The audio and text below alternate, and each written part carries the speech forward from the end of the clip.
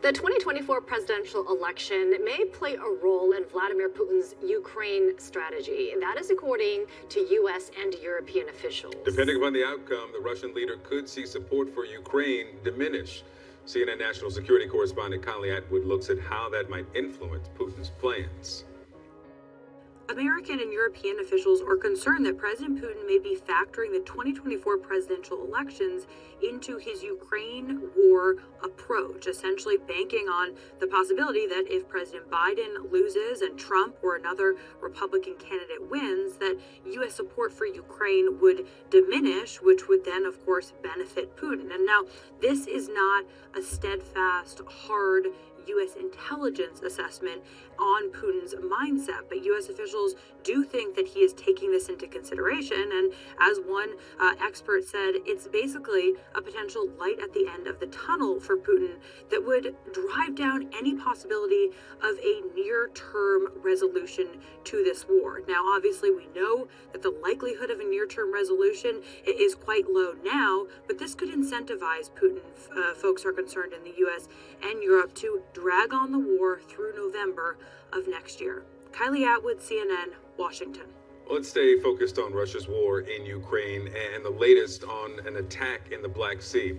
Ukraine struck one of Russia's biggest oil tankers in an attack overnight. A source tells CNN that a sea drone carrying almost 1,000 pounds of explosives struck the ship. Russia says the ship was not carrying oil. Ukraine, a source there, says that it was full. The attack came just hours after Ukrainian sea drones targeted a coastal naval base, then hit a Russian warship. CNN's Nada Bashir joining us now with the very latest. Nada, tell us more about the strategy behind the sea drone attacks by Ukraine.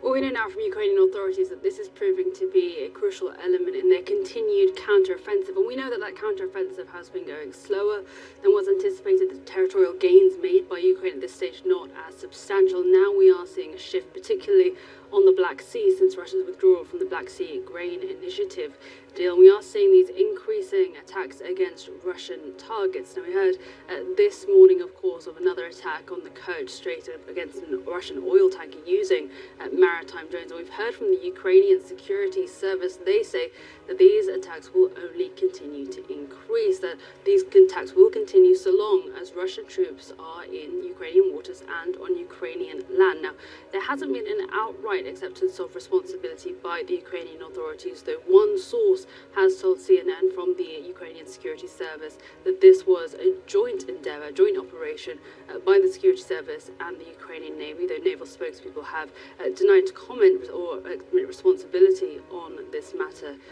at this stage. But we also heard from the Secretary of Ukraine's National Security and Defense Council. He said he spoke about this uptick in drone operations, both maritime and air operations, and he said that these are only growing more accurate with time, that their operators are only increasing in their experience, and that these will continue. The aim and the focus for Ukraine at this stage is to expand in the scale and the range of the attacks targeting Russian positions. And this will form a crucial part of Ukraine's continued counter-offensive. And of course, we've continued to see fighting on those eastern front lines increasing with intensity, artillery fire increasing. And although Ukraine's progress has been slower, we have heard from the Ukrainian authorities. They say they are persistent.